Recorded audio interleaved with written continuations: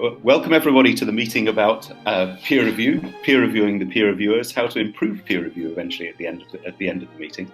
I'm going to start out with a quick introduction to a little bit of my early experience with peer review, which was largely very, very positive, or actually in the beginning almost non-existent, and I'll tell you why. But I started out my scientific career at CERN, and at CERN we had a rather large collaboration. Papers were written usually by committee, by one person primarily, but a lot of input from a lot of people, a lot of feedback.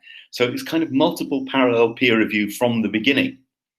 And when the thing actually went to publication, the publication was really not peer reviewing us, and the peer review was pretty much, it was carried out, but it wasn't really a part of the process of choosing where the article was going to go. We decided where the article was going to go, and then they were gracious enough to publish whatever we had decided.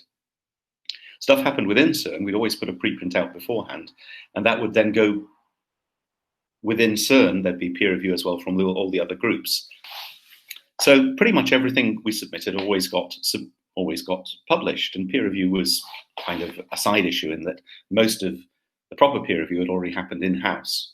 I then moved to another group, which was a small group on the periphery of quantum transport at Philips Research in Eindhoven, which very quickly, because we had a couple of we had a pretty spectacular discovery in the beginning based on a quantum transport spectrometer, which I'd designed, and it very quickly propelled us into the forefront of the field. And peer review there was also always very positive. We had even in the beginning with the first paper that came out on the quantum point contact, we had good commentary from the reviewers, very positive commentary, but also pointing out one or two things and having a look at being able to put things more into context in a very positive and a very good way.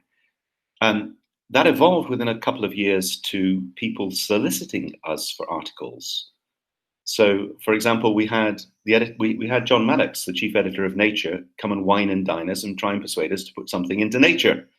And then we had the conversation afterwards to say, well, Nature's a little bit of a popular science magazine. It's not really serious, so no, we're not going to put anything into Nature. And didn't make any difference, because what happened is an editorial was written about our group in the next edition of Nature, which was saying how bright-eyed and bushy-tailed we all were, and talking about the work anyway. So that was, and also we were publishing within a field where we were very well known. Respectful, honest comments were coming back that were meant to help, and the peer review was uniformly and excellently positive. Until, for me, I started trying to look outside of any specific group and do things which were foundational and new. And then suddenly it became very different. And I'm going to talk more about that later. But there's been some positive things also from peer review in that, but also some things which are, well, we'll come on to some of those things later. What I want to do is I want to throw open the discussion to people to say stuff once again about things that are positive about peer review as it stands, as it's really stood us in good stead for many, well, certainly a century. But also about anecdotes about things that have gone wrong in peer review. And then afterwards come together and talk about maybe how to do all of this stuff better in future. So that's the basic plan. So if people want to support what I just said about how good peer review is, or alternatively, if they want to jump straight in there and hackety chop it to bits, please feel free to go ahead. So I'll throw the meeting open to anyone else who wants to come in. I do have some positive experiences with the peer review also. Not always positive, but there are quite a few occasions. I could not say. There are the reviewers who looked at the things and then gave us some things which we ignored or which we did not really point out in the way they thought, which should be understandable to a wider community and things like that. And then I remember one time, in fact, one of the times when I was nearly 20 years ago, when I was in my office, I replied to one peer review comment. And then immediately there comes a phone call from the editor. In fact, oh, Chary, that was a great answer. Where do you want me to put that line in the text that you sent for me? And then I can just insert your accepted there, in fact. So there were very good experiences like that, which made me feel good. And there were also quite bad experiences. Like, I think we can defer them for the later discussion, I guess. But positive-wise, yes, I would say that in general, and I'm okay. Maybe I was also a peer reviewer for many times. In fact, I should also point that out. And my approach was always this way: when I first receive a paper, my objective is not to reject it. This is not the purpose. I'm asked to review the paper. Okay, if I can help the author to make it better, and then see what they have forgotten, what they've missed, or what they have not done, or if there are some big flaws in the paper, which sometimes happen, of course, we do see some big flaws. And when you do that one, then you can point them out and say, can you improve this one? Can you come out with a better article, better argument, or whatever it is. So, but I do have such positive experiences, and there are some negative ones, but not that many, I should say that. I think I'll stop there. Thanks, Chary. Can I call on, for example, Peter? We've had quite a discussion about this. What about your positive side of things? And then please feel free to go into some of the ones that were less so as well. Well, I wish I had myself as a reviewer, because I've always been a generous and considerate reviewer of other people's articles and gone out of my way to help them. And yet, I've never had that experience when I've submitted papers. It's always been unpleasant and horrible and nasty. Even if I've got the paper published, I've had a bad time first. And so because I've always done challenging work. I've never done anything that was what does Thomas Kuhn call it? Regular physics, standard physics. I've never been involved in that. I've never been in a big laboratory or anything like that, or in a big group. I've always been on my own. And so everything I've published has been connected with me directly, and not as with no backing from anybody. I may have had a collaborator or two, but I've never had backing otherwise. So I've really know the sharp end more than most people, I would think. And yet, nevertheless, I've been asked to review a lot of things. And I wish that I'd had the same consideration as I've given to the authors I've reviewed. Some of whom have said thanks to the reviewer and so on for these comments and so on.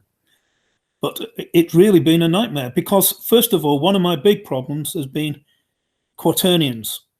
There's a lot of reviewers will not tolerate anything with quaternions, and yet they're so essential to my work that I can't get any further unless I mention quaternions. So I've had to go on all kinds of roundabout ways to publish articles. I can't just send to PhysRev letters and get something published. I never would. I've never had that experience. I've never had that backing. I've never had that support from a university department or anything like that. I'm just about a member of a university department, but they've never given me any real support. And so I know what it's like to be at the wrong end of this. And so I've even now I've had 3 lots of trouble with arXiv as well. 3 lots of trouble with them. I had a paper that they just blocked after they'd said they'd published it. I then published on another part of arXiv under a different title. So that one, I got through that one. The second time, I had a paper held up for months and months, and I kept going on at them saying, why have you held my paper up? And I'll tell you which paper it was. It was that one that I'm going to talk about on Sunday. And I can't see, that paper is totally without anything controversial in it, in my opinion. It's original, but it's not controversial. So there's no reason why they should block it for so long. And then let me support you on that, Peter, very much indeed. I think that's an incredibly important piece of work. It's got very little attention, partly because it has been blocked on such things as arXiv. Well, I did get it on arXiv eventually, but after a lot of trouble. But that's the last paper I've ever published on arXiv, because the last time I tried to publish one about a couple of years ago, a year or two ago, they just blocked it and didn't say why. And yes. So I've got about 14 papers on arXiv, but mostly they're earlier. I think the last time one I published was that one, which was 7 years ago. So I've had a lot of trouble with review, simply because I'm not part of the system. I'm not part of a big group, a big collaboration. I don't have any big supporters. Lee Smolin or anybody isn't pushing me. So it's just virtually impossible, to get a paper that's challenging. You can get a routine thing published. I get historical papers published and that kind of thing. But to actually get something that's really, down to the knuckle, I find impossible in the normal way. I have to go roundabout ways to do it. And so I can see totally what a nasty, brutal system it is for a person in my position. And I've not had any good experiences, really. Well, I'm curious. What happens with the archive? Do you have to get on the archive by getting a recommendation from somebody else, or do you have the appropriate institutional credential? Originally, I was appropriate institution. The first time I published an archive was 2000. And for 13 years, I published an archive. And I didn't publish anything for a few years. And then the next time I tried, they just blocked it. Exactly the same thing happened with me. What reason did they give? The thing about the archive is that it's not a peer review situation. It's just an autocratic situation. I wrote to them and said that. And in the first case I had, I even had Noam Chomsky coming out on my side, saying it was all wrong. People were, saying this is terrible. No, I hadn't. But that's what I wrote back and said, this isn't peer review. But so why on earth are you doing this to me? And they didn't answer. They don't answer. They don't. They didn't answer. Completely Kafkaesque. The archive is totally See, in the mathematical end of things, the archive is full of people's wrong proofs. One person. Archive is meant to be simply a preprint server. That is something you put it there before it goes to the peer review process and gets published in some journals. So I cannot understand how and why anybody would stop your submission to the archive, in fact. That this is beyond anything I have ever heard. Well, the first time, I know the reason was largely because you made some remark that which could be considered critical of string theory. And that section of the archive was totally dominated by string theorists. And so that seems to be the reason for that. But I did get that paper on when I submitted to a different section of archive under a different title. A year later. I just read a book of criticizing the string theory. Maybe they would have published my book. I don't know. Our monograph criticizes the string theory in a mild way, but it does. But then, like I'm saying, they would not have published the book had there been the string theorists, perhaps. So I find publishing books and then publishing, because I seem to be all right with book publishers, and publishing books and publishing in, most of my papers start off as a conference proceedings. There are some journals that like my work and seek me out. For example, Symmetry, the one I was mentioning. I have a whole huge number of experiences. I have a whole file of stuff that I could use, but I don't really want to go into my personal history. What I want to go into is, what's wrong with this? But when you were saying that your papers got accepted automatically, John, your paper, but that's because that's a big organization. And so that just, everything they do just goes straight through. And the only reason why they publish in a journal at all is for the research assessment exercise. They don't do it, but because it needs to be published in a journal. Because everything comes out at preprints from places like CERN anyway. There's no need to publish in a journal at all. That's exactly right. It's a complete waste of journal space to publish papers of that kind in big journals. But let me just say something to Chary as well in terms of ArXiv. I've had stuff they've refused to put up, which is not just a preprint, but is peer-reviewed and published. So, and at that point, I just thought, forget about it. These guys, that is ridiculous. So I've just not talked to them since. I've decided I'm doing a one-man boycott. I can't be bothered with this. I'm going to do something different. So I'm not going to. Peter put quite a lot of effort into it, but Peter's not the only one. There are a lot of other people. There are a club of people who, some of them Nobel Prize winners, some of them Nobel Prize winners at Cambridge, who can't get stuff on ArXiv and have trouble with it and have talked about it. It's well known. The stuff is being censored. Well, the thing you have to remember is that whenever you are publishing, you're giving it to a group of people who are either sympathetic or not sympathetic to that realm of ideas. And if they are sympathetic to that realm of ideas, then they can engage in a discussion of its merits. But if they're not sympathetic to that realm of ideas, then they usually just reject it out of hand. And you can't blame them because that's what they are. They're a group of people whom you're trying to talk to who don't speak your language. And there's no point in trying to publish in their journal. So we arrive at the following kinds of things. I'm the editor of the Knot Theory Journal. That Knot Theory Journal has been around since around 1990. And because of that, and because it's the only journal of knot theory, if knot theorists try to publish in other mathematical journals, they get sent over to us.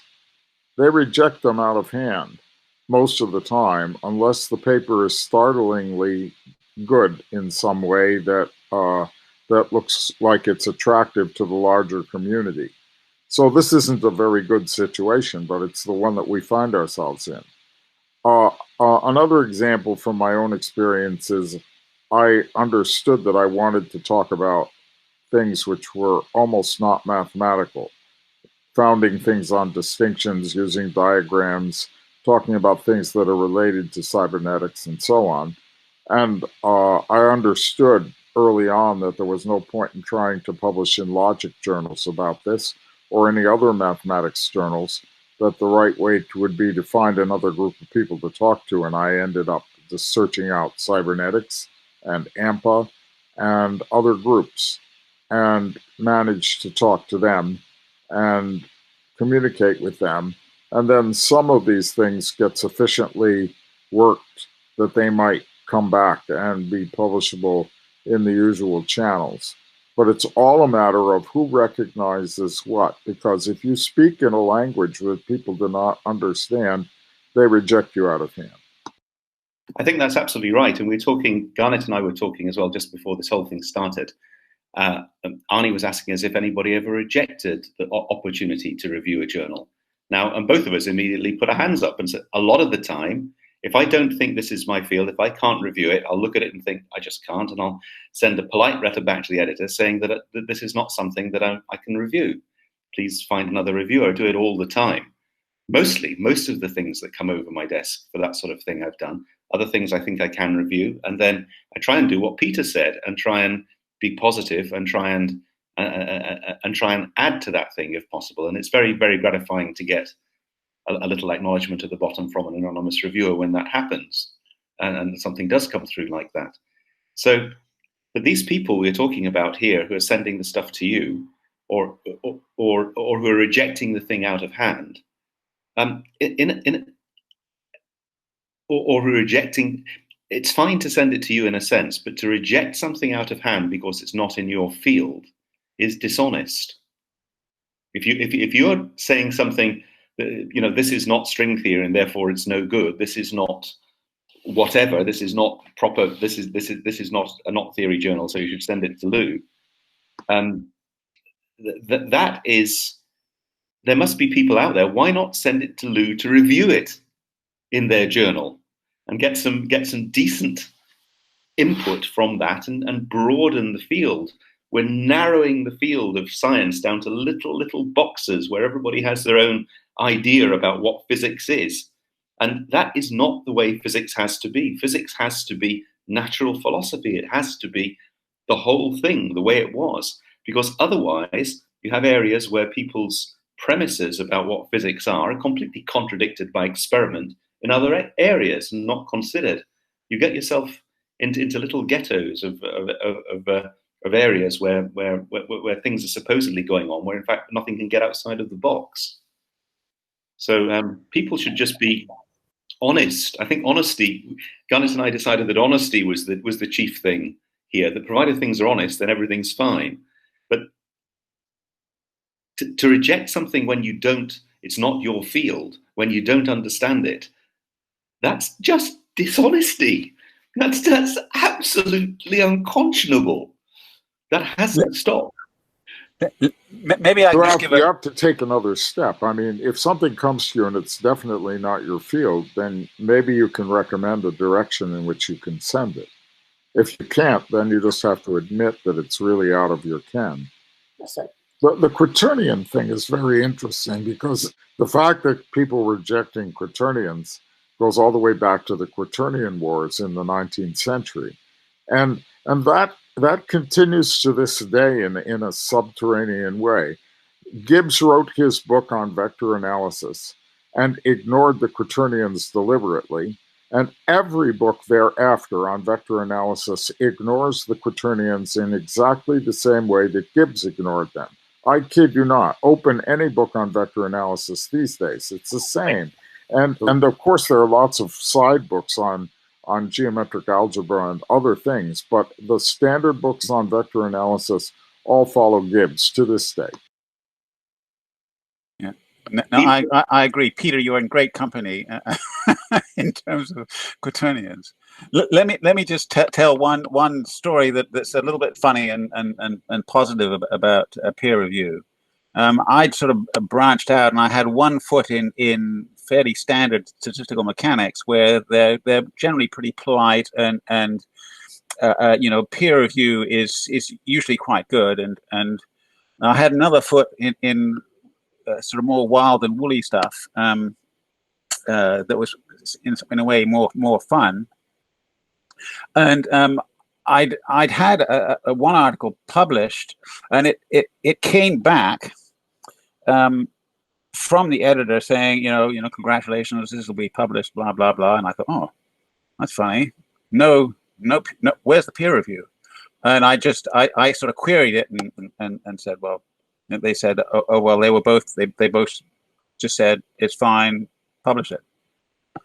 So the next one I sent out is to a different journal. I didn't know of the editor, and I sent in the publication and waited a while, and eventually it came back. Oh yes, congratulations, we think this is a great thing. We'll publish this. And at this point, I have to say I was a little bit annoyed, and so I sent a note to the editor saying, well, you know, it really would be nice to have some review comments, because you learn about the stuff by getting other people to look at it, and part of the peer review system is so that you can get other people's perspective on your work. So there was a bit of a pause at the other end. It was about a 2-week pause, and I'd sort of lost track of it. And then I finally got this email, which was a 5-page review. The review was longer than the paper. And I have to say, it was a little embarrassing, because the amount of work that went into that review was probably more work than I put into the paper in the first place. And it was very interesting, because it filled in a lot of the history of the stuff that I was working on that I didn't know. So I sort of, I mean, I think that was in a way, that's the way I think peer review should be. And I mean, I think if reviewers were, as you say, John, if reviewers were honest, when I get something to review, I will say where I think I have expertise that can say something reasonably intelligent about this part of the paper, and I'll say, you know, part Y over here, it's out too far outside my field, and you know, if stuff is too far outside my field, as I think you should do, you pass it on, and you recommend someone who you think might be able to do it. So it's for me, the usual review process is this 3-body problem. There are 3 people involved. There's the author, there's the reviewer, and there's the editor. And in some ways, the most important person in that is the editor, because you know, the things that you build into the you know, the review process are to try and protect both the author and the reviewer, and it's really it's the editor's responsibility to make sure things go well. So I still think even now out there are small journals with editors who, I mean, being an editor is a heck of a lot of work, and it's, you know, I think you probably have to love it to do it. But I still think there are journals out there where you will get a fair shake, and the editor will pick up instances where the reviewer is being an idiot, or the author's being an idiot. And so that's my little story where where peer review can be good, and is unusual, I have to say, but you know. But it isn't only just getting published. It's also a lot of, you can publish a lot of stuff and nobody will take a blind bit of notice. And certain journals are considered important and the rest are just out there and nobody cares a damn. And that's the problem. I'd like to just give a bit of a sort of a history of reviewing from my perspective. And when I was a PhD student, the first thing my supervisor told me is that if you want to get something published, you have to refer to the work of others in the field who will probably be publishers, who will probably review it, and which is fair enough. But a particular topic was nucleation. That's where like water droplets nucleate, and the theory started out with the radius of a drop, and then I'm going down to studying it from a single atom to atom addition, and the reviewer still wanted to see the radius of the droplet of the thing involved, but that's another story. I then went out on my own and working in scanning electron microscopy. I decided, no, this isn't the way things work, the way I was told and the way I read in the literature, and I tried to publish against that, and got a huge number of rejection notices, with every reviewer giving a different reason for rejecting it, some accepting some and some not accepting it, and I found out then, of course, if you're going into a totally new field and you don't acknowledge some of the work in the past, yes, you don't get accepted. It took me several years to get a way around that, and that's when the editor, I still like the idea that this reviewer, the editor, came up with, and that is that your paper was reviewed, the comments that the reviewers made were sent to the author. The author had one opportunity to respond to that reviewer, and if the author ever contacted the reviewer directly, the paper was just you're out. I still like that idea. And just question for Vivian. Generally, the reviewers are anonymous. We don't even know who they are. So how does any author, unless they go from behind the doors and then contact that person? I don't know who my reviewer is, generally speaking. Well, this is what I was saying, Chary. In this journal, the editor published, the reviewer had his name next to the review. Gotcha. Okay, gotcha. Okay. Gotcha. Which I thought was a good idea. I have got some experience. Unusual. Yeah, no, that was good. Sorry, I missed that point. Okay, but sometimes I came across some of the reviewers. I think the moment they saw the paper and maybe the author's names or whatever it is, they decided we are going to reject this paper. And then they try to make a case around that point. And then you can really see that, in fact, you can really see that this guy really wants to kill the paper. He or she, doesn't matter. He has no interest whatsoever to make any objective review of the paper, in fact. Whatever their personal reasons are. And then you can point out, I used to brief up this guy. The guy is an idiot. You can say, this guy, he doesn't know what he's talking about, basically. At the end, of course, the editors have to step in and say, oh, yeah, that makes sense. Chary makes sense. We are going to accept the paper. But you come across once in a while, not all the time. I should say there are very good reviewers. There are very nice people. And I got positive experiences. This person doesn't want to see the paper, doesn't want the paper to see the light.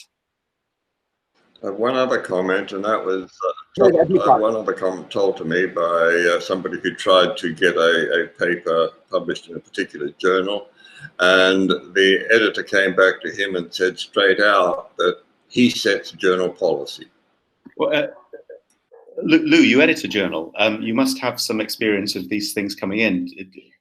Eventually, are you deciding? Are you the gatekeeper, do you feel, to these things, or do you just intermediate the interaction between your reviewers and your authors? The editor or the managing editor is the one who decides on the basis of what the referees say.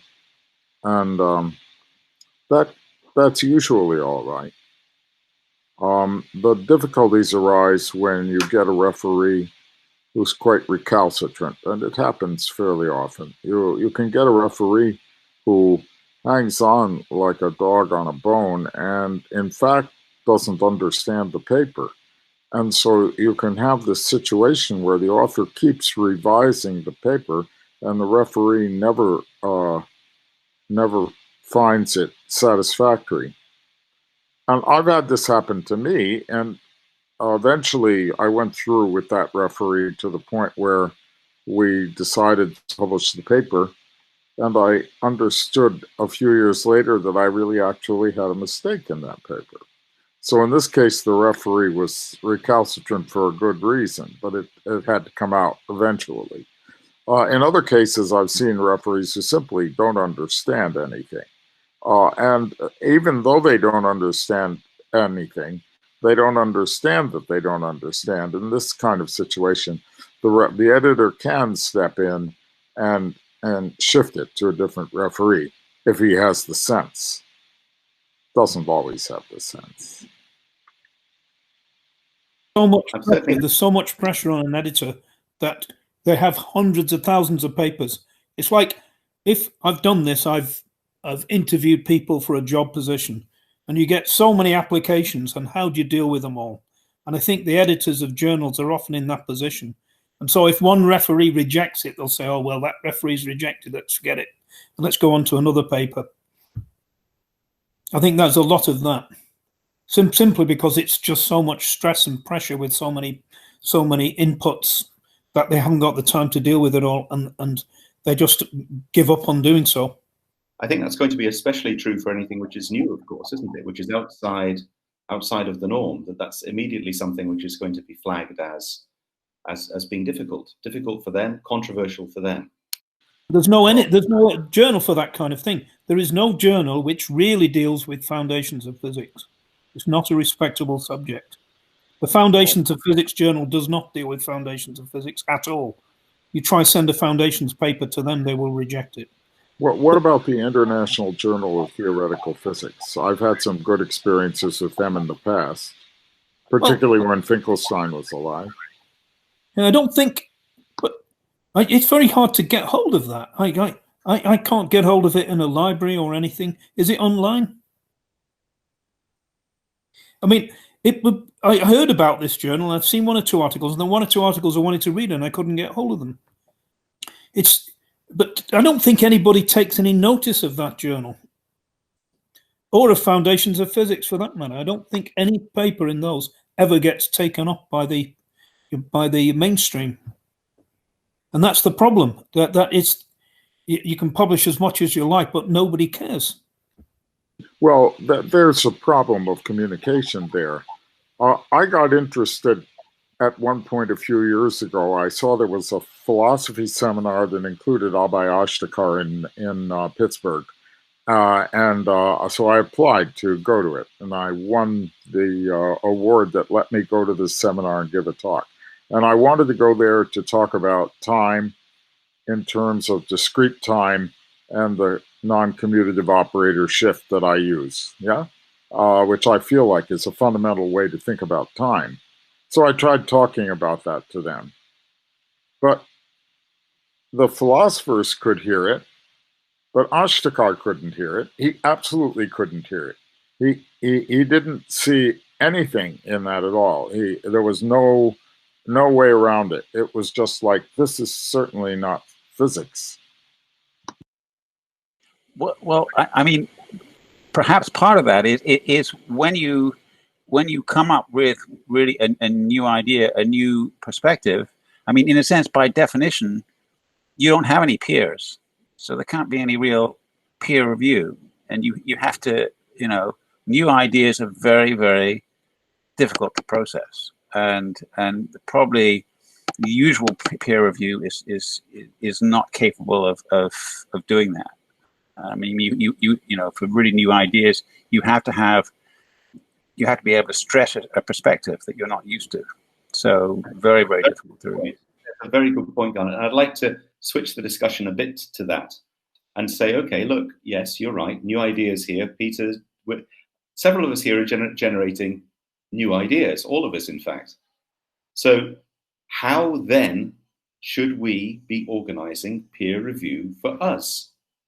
What's the best way to do this? Is what we're doing helping towards that? Is it part of the answer, the way that we're doing Q&A and making it clear to one another that we really haven't got a clue about what the other one's talking about in some cases, which is then picked up straight away and is in public with our names attached to that to that stuff?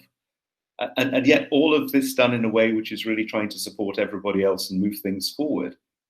Is this Viv was talking about that. He's submitted to a paper where the reviewer was known to him. I know there are these papers, but they are really in the minority. This public open peer review that we're thinking of, that we're beginning to promote here on Quicycle, is this the way to go? Or are there dangers there with not having the blind, the lack of knowledge of who the reviewer is, and where the reviewer knows the reviewee, but not vice versa? Is there a danger in not keeping that, in that then the reviewer will not be so honest as they might otherwise be? But what's the way forward, Peter? I guess I wanted to make another remark about what I was saying. You find that you tried to talk about something and you hit a stone wall. That's very interesting. Of course, it's painful, but it's interesting, because it means that there isn't a listen. You find out there really isn't a listening for it the way you're speaking it. But you continue to believe that you have an idea that you wish to get across. Then you get to try again. And sooner or later, you find some sympathetic ear to it. And then it can spread among a group of people and become discussed. But you can't assume it's going to be discussed just because you like it so much.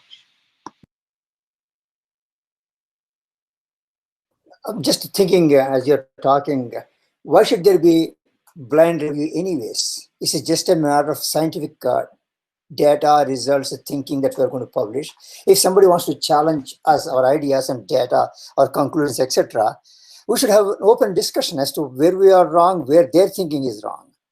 Indeed, the very idea of having anonymous referees who are going to hide behind something and then they can make all kinds of silly comments, I don't even know why we should have that. In fact, maybe we should really think. I think, John, you're really saying an important thing. We should really go for open reviews. In fact, when I submit a paper, I put my reputation at stake. Right? That's what I'm doing. Basically, I'm putting my name, my thing, and everything up to stake and say, well, come on, evaluate me. And the evaluator, just like any examiner, should be up for the task and say, okay, I'm going to evaluate you. You're right, and the evaluation should be mutual, because if there's a disagreement, it's always at least one person is going to learn something from that, and probably both. Exactly.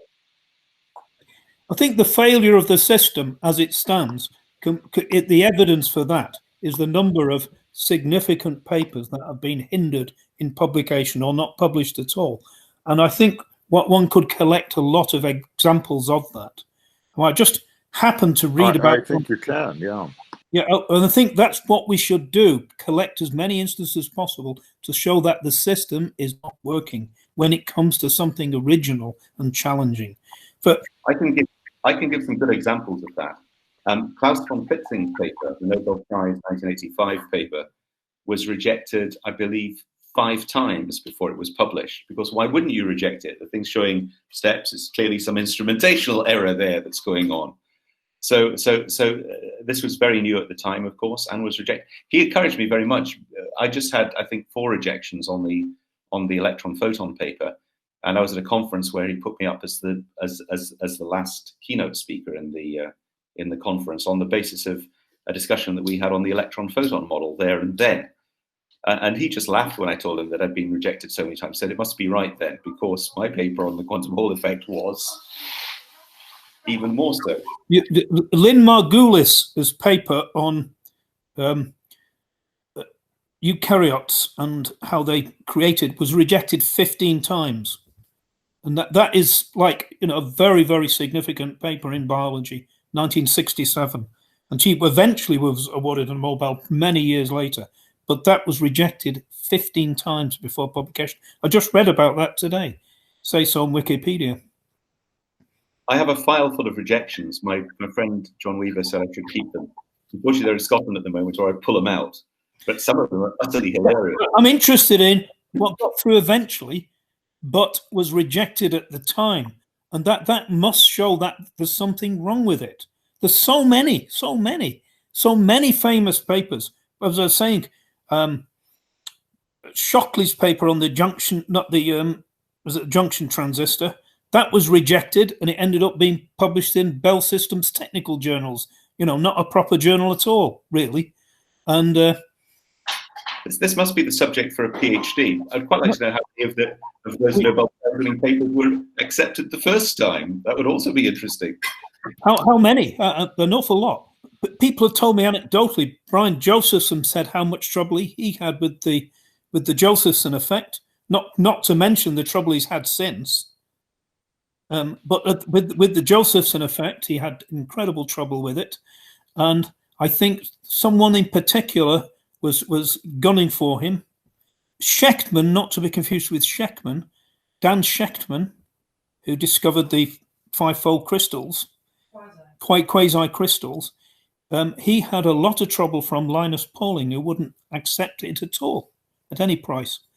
And in the 1920s and 30s, an awful lot of people came foul of Wolfgang Pauli. He was terrible at shooting down other people. And they either came foul of him or they cowed out before they published anything. One person who came foul of him was Stuckelberg, and he made several major discoveries for which he never really gets very much credit, because he published them in out-of-the-way places, because that's all he could publish them in. And there's so many cases, and I'm astonished when I hear about somebody. At this conference I go to every year, they have a lot of Nobel Prize winners. That's one of their big drawing points, and they got 9 this year supposedly. And a lot of these people talk about the troubles they had. Now, these are the people who got through, but what about the people who never got through, who gave up, discouraged, or published somewhere and nobody took any notice of? I'm curious about a case of this kind that is very well known. Zweig, who discovered quarks, couldn't publish his paper, right? But Gell-Mann was able to publish, and the ostensible reason was that Gell-Mann said it was a mathematical structure, and Zweig said he believed that it existed. I'd like to come in at this stage, because there are a couple of mathematicians here. My experience has been that if you make the mathematics complex enough, no reviewer will be prepared to reject it, because no reviewer I've never come across a reviewer who wants to acknowledge his mathematics isn't good enough to handle a topic.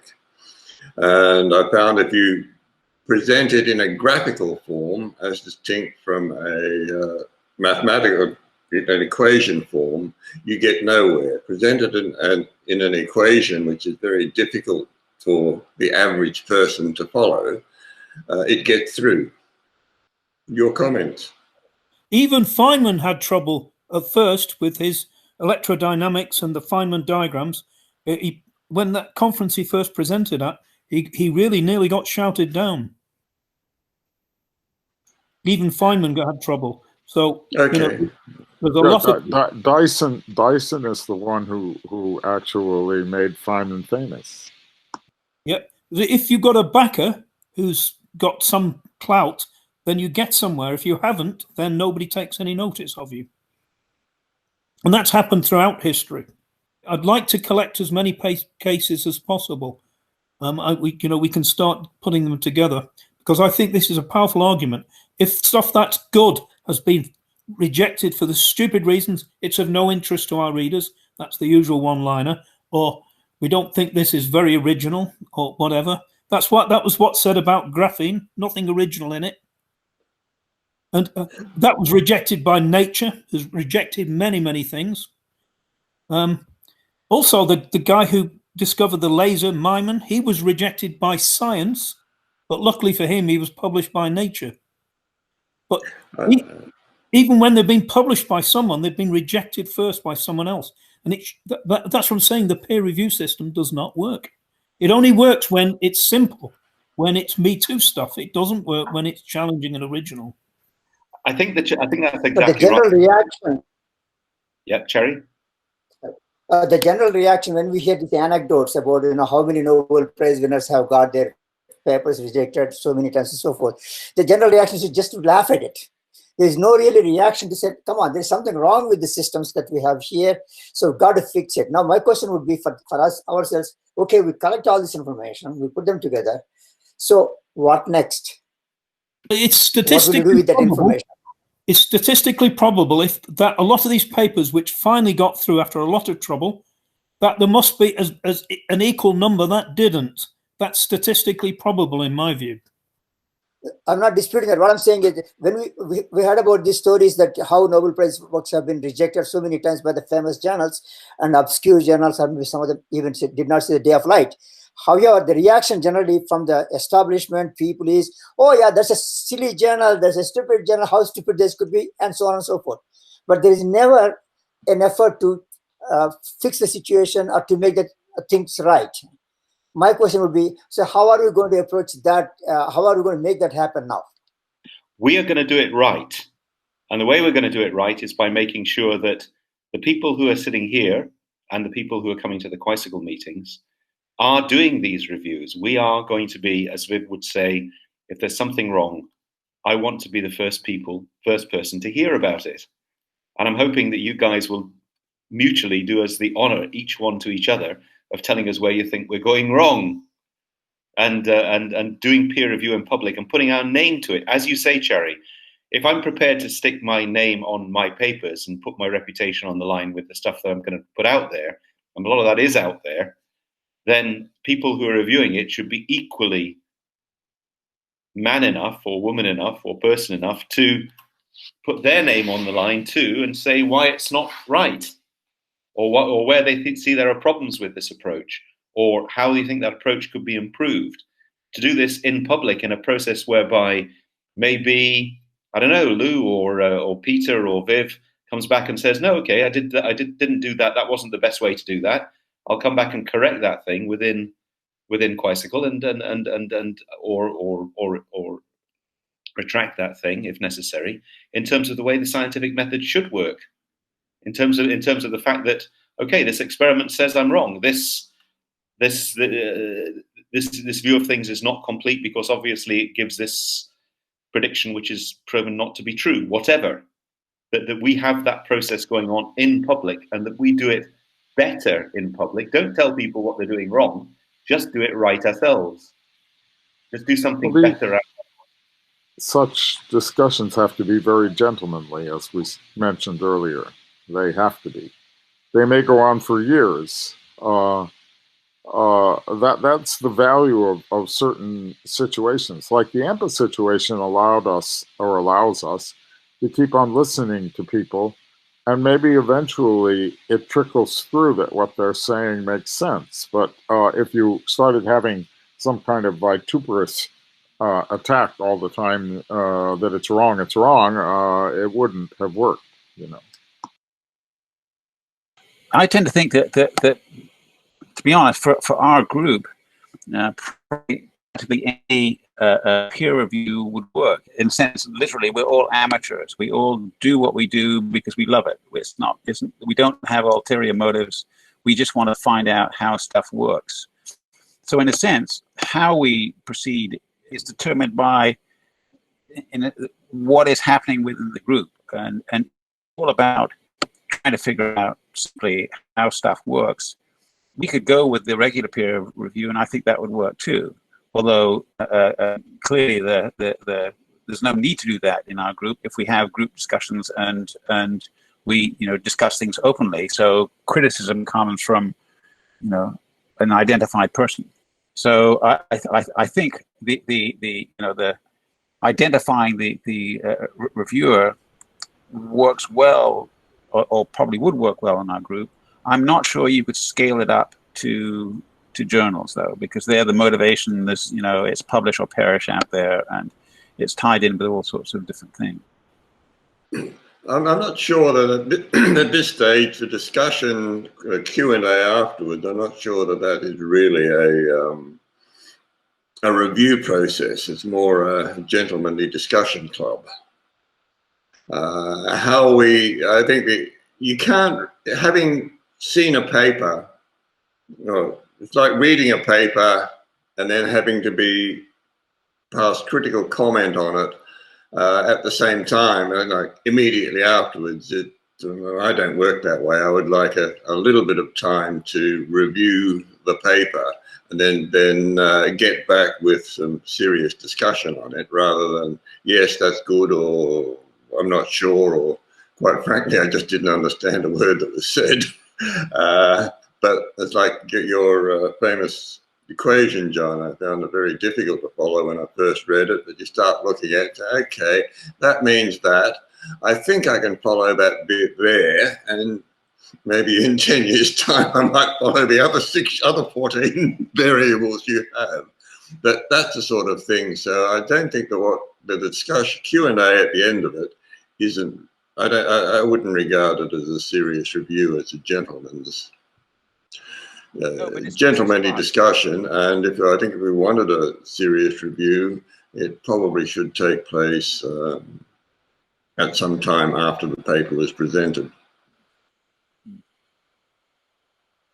Garnet, I'd like to bring you in on this in a minute, because I think we have a sort of test case in that you've produced a paper out of one of the talks that you gave, and perhaps, so a lot of us haven't presented papers with our talks, in a sense, so we don't have the more definitive piece of scientific work to go with that. Is that something that we should be thinking about doing? I mean, we could also do a review on the video where we wait for a week and then come back and say, and then try and get into something which is a more constructive, not criticism necessary, but what do you mean by this, and have you thought about that kind of thing later? What do you think about, for example, taking your paper and maybe Peter and I a few of us going through and saying, what about putting this in? Would you like peer review on that? Because I'd be delighted to try and do it, for example, in public. It's all a learning process. I mean, ideally, the old peer review system, I mean, the thing that was of interest to me in the old peer review system is you desperately want to find out whether anyone has any comments, whether, this is boring or it's well known or it's completely out in the field. You want to know that sort of thing, because you can only correct, you only alter your perspective by having different perspectives put in. So, my suggestion for the last talk was I thought people were a bit confused by it. And so in some ways, the article, writing an article, it's a different medium than looking at slides. And so if you have both, the article is a bit more, you can time it, when you're reading it, you can read out, did I really understand that? Well, let me read it again. You have different ways of processing it than you do the video. So if Quicycle wanted to go in that direction, I mean, I think that would be, I think that would be good, actually. I mean, one can take slides these days and stick them in a paper, and perhaps say in the paper what you really wanted to say in the in the slides, but sort of didn't get around to that. And then if people are interested, they can go in, look at the paper and say, well, perhaps this isn't very clear, or, you look like you're going in the wrong direction here. I mean, any of that would help. And I think it would help inside any group like ours that is simply motivated by, you just want to understand. It's not, there's nothing else really involved in it. You just want to know how stuff works. I see what you're saying, but the way we have the videos now, if you want to look at a particular bit again, you can just rewind and look at that bit again. So in a sense, the way we have it now for the videos, you do have this opportunity to reread or rewatch or re-listen as well. But I hear what you're saying in terms of written word, that you don't really have the opportunity to edit. You can't go back and say, I would have resaid that, or I should have added something here. Is that what you mean? If that were available, would that be a thing? Well, yes, and it also harks back to the fact that usually when you produce something like that, you focus on writing out the argument. It's a different. It's not quite so visually oriented, and so we all have experience processing papers versus slides, and they're different modalities. And so if you're not satisfied with a presentation, can go, well, let's convert this into a paper, and if anyone is interested, they can go back and have another go at it. I mean, just as Lou says, in these sort of repeating conferences, you hear people speak, and unfortunately, they're often sort of once a year, and each time you get a little bit more from the person's point of view. But it's, in a sense, it's too slow, and it's all oriented towards slides. You often don't see what the actual calculation is, and so having both of them, I think, would be something that we could try and see whether it worked. Well, some of us are always asking for that. Like I'm always asking, give me your slides and give me your papers, and then that's really helpful to have both. I agree. I agree too, Lou. But Lou, may I ask you a question? Do you feel as though in this group that you have been heard on your talks? Do you feel that we've been understanding what you've been saying and coming back and using it in some of the talks that have been happening subsequently in a way that shows that we've understood at least some of what you're saying? Or do you feel there's more needs to be done in terms of that interaction between us and you on that subject? Would you like to go? Yeah. Well, more always needs to be done, but you have to think about how you want to instigate it. Like, let's say it's you and me. I would like to talk to you just privately about your work, right? And see where we go. It wouldn't be a talk; it would just be privately. Or maybe everyone would like to talk to you about your work in a kind of an informal discussion. And that would have a different form, of course, from a private chat between us. But if you give a talk, you hope it arouses enough curiosity so that other things occur. Okay, so if we took me as an example then, and we took a talk, and there's a paper up on Quicycle as well about part of that talk, although it's only part of it, it's not the quantum collapse part. But nonetheless, take the quantum collapse part. How about if we did a multiple parallel peer review on that, where we questioned that, for example, and went into a deep questioning on that? Set myself up as a guinea pig. Some things just can't be rushed. It could occur to you after listening to somebody talk immediately, or maybe 5 years later, oh, there's an idea I actually understand. It somehow fits with some thoughts that you had. And then you can go forward, right? But you can't know whether that's going to happen. But you can keep on asking. Okay, good. What I want to explore is what kind of things would we like. I appreciate the one-on-one discussion. I want to talk to you, Lou, about your stuff. Garnet, I hope we can have a discussion about the end of your section 2 and the beginning of your section 3, where I think more stuff can go in, and there's a discussion to be had there about what other people have done, and I'm looking forward to that very much, and we can do it pretty quickly, I think, as well. Peter, there's an ongoing conversation we need to have about Dirac. And all of you, Viv, we've talked a lot already about many things. I want to have those one-to-one discussions of, and more of them. But in terms of this process that we're subjecting ourselves to in Quicycle, is it working for us in terms of doing that between the set of us, people who have been talking so far? Are we getting kind of feedback that's helpful that we would have liked to have seen from those referees who didn't give it in the past?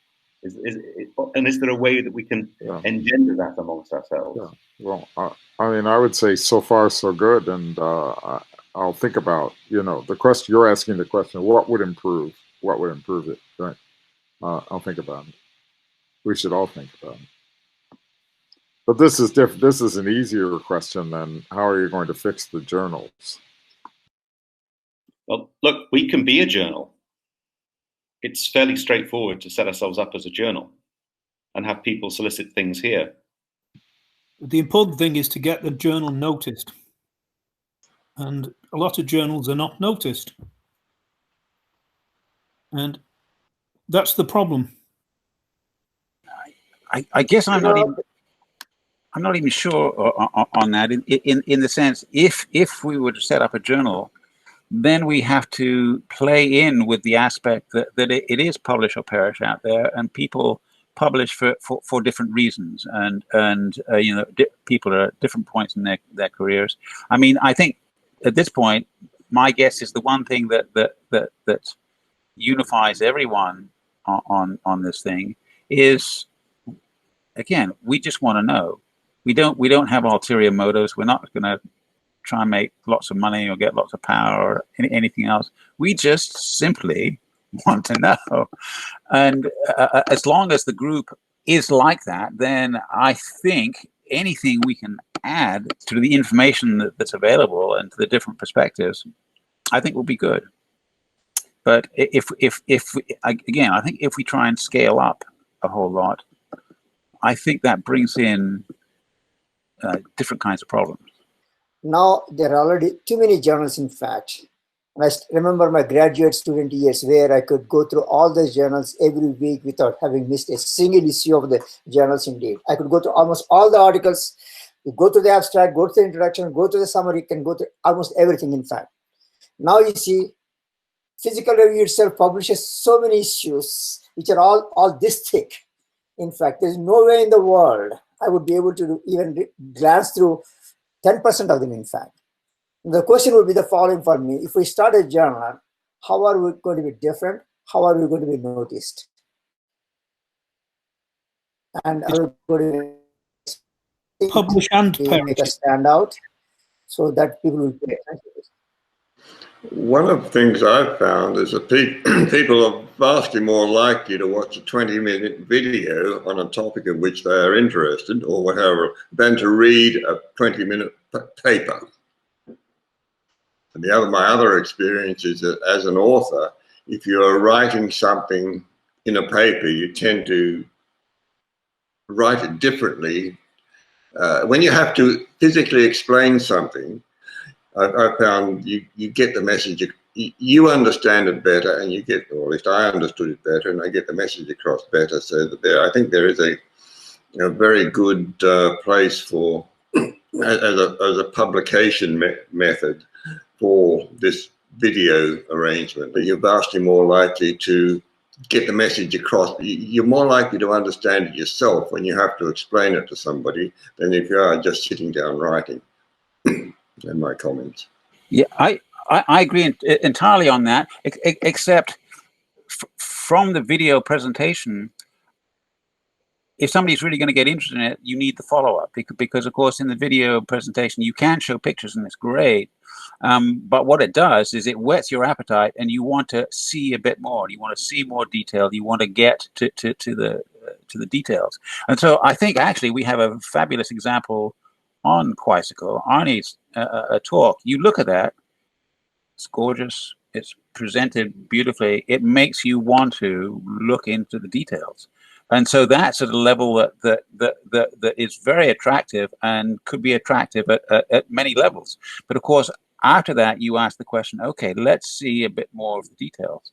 So as long as we keep in mind that yes, we want videos and ways of displaying stuff and attracting people towards ideas, I think we do have to have at least a trail into technical details that can, in a sense, illuminate the pictures. I think that's exactly right, Garnet. I think we sort of want layers of the onion thing here, where we have stuff which is perhaps intelligible to, well, even the general public or children even, where we can explain certain concepts in that, which is backed up all the way down to the fundamental mathematics at the root of it, to the fundamental set of axioms which we're going into at the very technical level, if people want to dig down into that. But we have the opportunity to do that right down to the papers. But that's exactly what you are doing and what you can do. You have the slides, you have the slideshow, you have the author's papers, you have links to their websites or to the archive or whatever will supply more and more information about that. And if you archive that on a website, you're doing much more than a journal can do.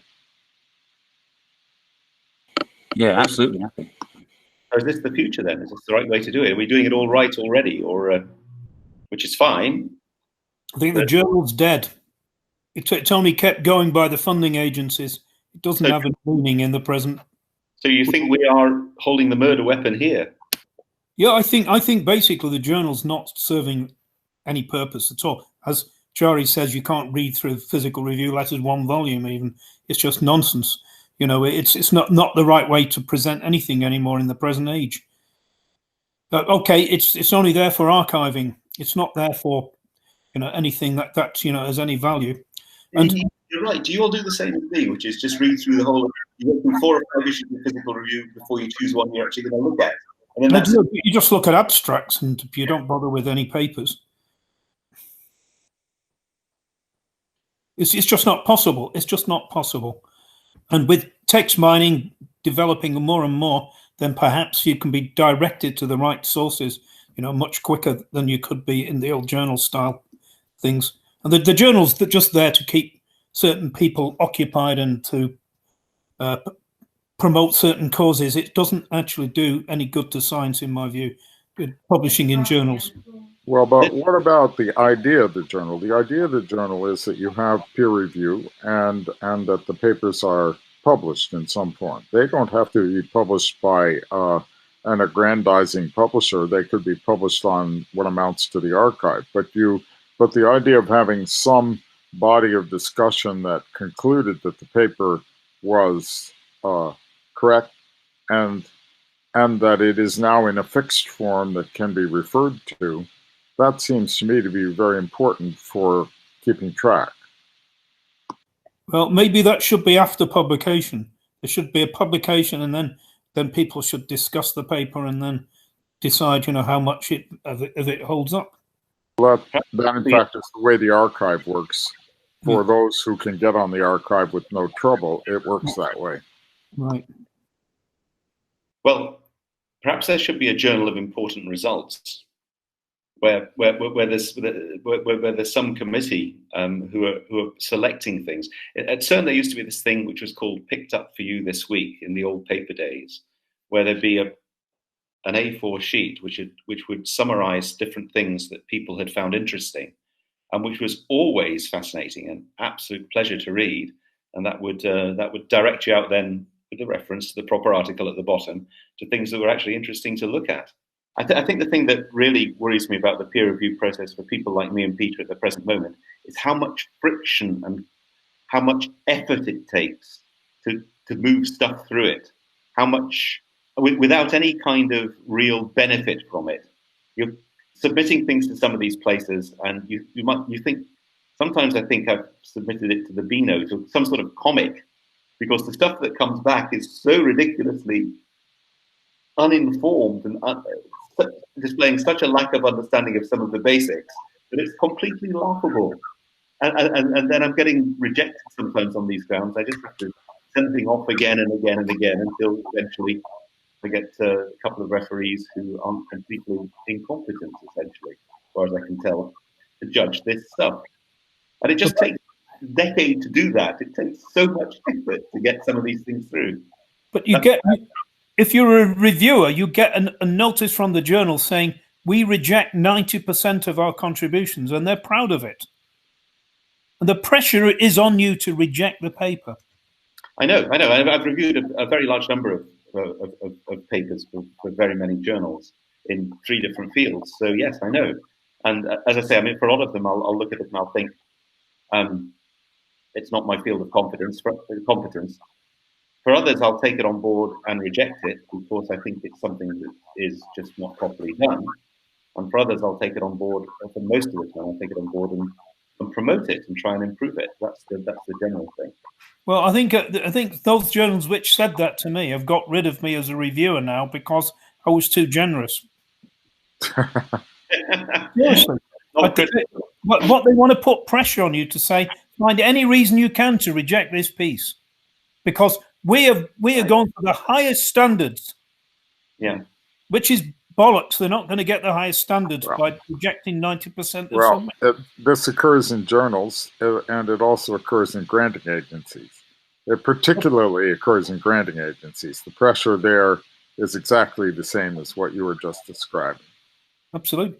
And But I mean, I don't see, if you don't get a grant as well now, if you don't want a grant, all I need is to have a piece of paper and a pen or a pencil and a quiet corner. I don't need any money. You don't count in the system. You've got to be bringing big money in, millions and hundreds of thousands of whatever currency, to be considered a proper researcher. If you don't spend vast amounts of money getting nowhere, you're not a proper researcher. Yes. Well said, Peter. Well said. Yeah, you're absolutely right. And I was pressured into this when I was at Glasgow, because I had brought in huge amounts of money in the past. I'd written grants that had brought in sort of 12 million, this kind of big numbers. And then there I was, exactly with my pencil, my computer, doing stuff which I didn't need any of this stuff for, but that was no good. You had to be bringing in grants, they had to be producing money. That was one of the big things. And you got to spend 50% of your time applying for them. You're right. And then we got one which would have been accepted if the European Commission hadn't actually halved the budget to put it into something else. Well, the European, you're applying for European funding, as my colleague Bernard Dyers found. You always go through one hoop after another, and you've got it, and then something falls through at the last minute. Yeah. There's always some snag. You never get the European funding, believe me. However much they say they give it, nobody ever gets it. So it's also digital, the amount of money you get. I think we're in the top 4% anyway of funding. So these guys are rejecting more than 1 in 50. We're in the top 4%, but we didn't make the cut. Had we made the cut, I would have had 3 million. So it's 3 million or zero. I was going to mention that thing I mentioned previously, that we were in our review system in the UK. We have this 4-star papers and 3-star papers and 2-star papers. Of course, a 4-star paper has to be completely original. Not that it would ever get published if it was. But if it's in any way iterative in the slightest, it goes down to 2-star or something like that at the most, right? And we were saying that, this, after they got the first gravitational wave paper, then there was this gravitational wave paper about 2 colliding neutron stars, which completely changed the way that they understood nucleosynthesis and quite a lot of other things. So it was a major discovery. And yet we were saying that would only be a 2-star paper in every sense, 2 stars. But that whole thing about the starring, they've already got gravitational waves. It's just iterative now. Yeah, that's right.